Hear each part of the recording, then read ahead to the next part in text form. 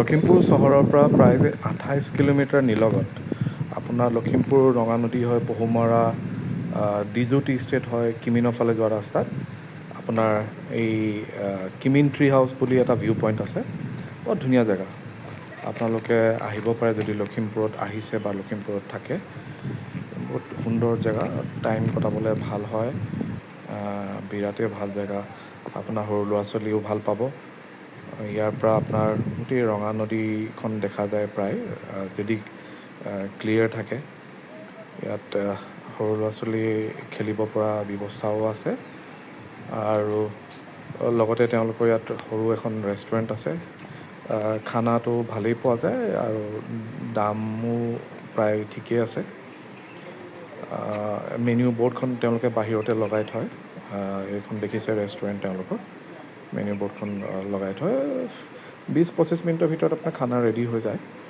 ইয়াতে আপোনাৰ বহা জেগা কেইবাটাও আছে। আপুনি ফটো তুলিবলৈ বিৰাট ভাল, ৰীল বনাবলৈ ভাল। এটা ট্ৰি হাউচ আছে, সেইটো দেখাম মই। এইটো এটা বহা জেগা ওপৰত দেখিলে, সেইটো ট্ৰি হাউচ।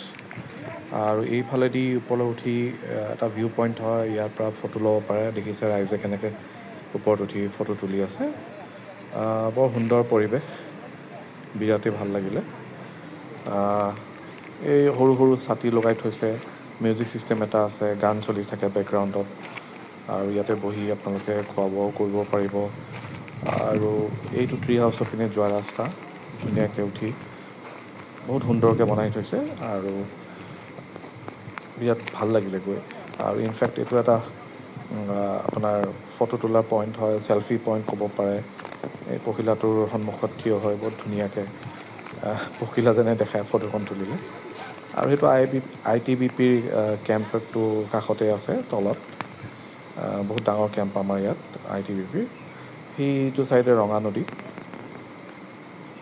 আপোনালোকে আহিলে ভাল পাব ইয়াত, বহুত ধুনীয়া সৌন্দৰ্য, অলপ পাহাৰৰ ওপৰত। ধন্যবাদ।